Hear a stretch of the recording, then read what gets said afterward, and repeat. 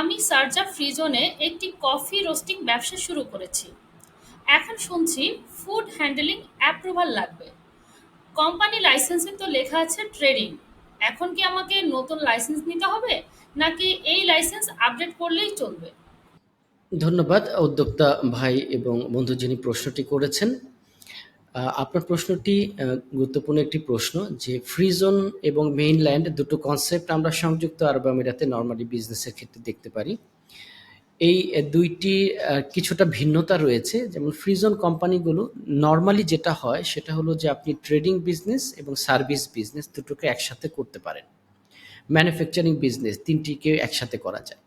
মেইনল্যান্ডের ক্ষেত্রে যেটা আলাদা, আলাদা অর্থাৎ আপনার যদি আউট অফ বক্স হয় অর্থাৎ যে বিজনেসটি আপনি করছেন সেটির সাথে অন্য আরেকটি অ্যাক্টিভিটি যদি সিমিলার গ্রুপের না হয় তাহলে আলাদা লাইসেন্স করতে হয়। কিন্তু নরমালি ফ্রি জোনগুলাতে আপনি একেক ধরনের আ সে গ্রুপের বিজনেসগুলো একসাথে করে একই লাইসেন্সে একই ছাতার নিচে করা যায়। এটা হলো ১ম উত্তর।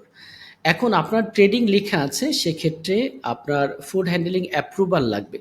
নরমালি যেকোনো অ্যাপ্রুভালের জন্য আলাদা লাইসেন্স নিতে হয় না। এক্ষেত্রে আপনাকে যেটা ১ম করতে হবে সেটা হলো যে আপনার লাইসেন্সটি দেখতে পারলে আমরা বুঝতে পারতাম যে আসলে কি অবস্থায় আছেন। আপনাকে যেই কনসার্ন ফ্রি জোন অথরিটি আছে তাদেরকে বলতে হবে যে আমি যে আ বিজনেসটি করতে চাচ্ছি, কফি রোস্টিং বিজনেস অ্যাক্টিভিটিটা করতে চাচ্ছি, এটা কি আমার এই অ্যাক্টিভিটির ভেতরে আছে কিনা? এই লাইসেন্সের ভেতরে এই অ্যাক্টিভিটিটা আছে কিনা?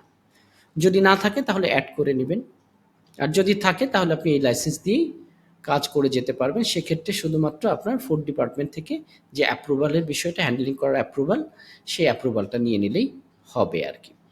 তো এক্ষেত্রে আমাদের সলিউশনটা কি? সলিউশন হচ্ছে যে আপনি ১ম এ কথা বলবেন হচ্ছে আপনার ফ্রিজন অথরিটির সাথে। ফ্রিজন অথরিটির পরে যেয়ে আপনি তাদেরকে এই বিষয়টা বুঝে নেবেন। এরপর আছে আপনার ফুড ইন্সপেকশন বা ফুড ডিপার্টমেন্ট যারা আছে তাদের অ্যাপ্রুভালটা নিয়ে নিলেই হয়ে যাবে। যদি অ্যাক্টিভিটি এনলিস্টেড না থাকে অ্যাক্টিভিটিটা এনলিস্টেড করে নেবেন। আশা করি প্রশ্নটি বোঝা গেছে। ধন্যবাদ।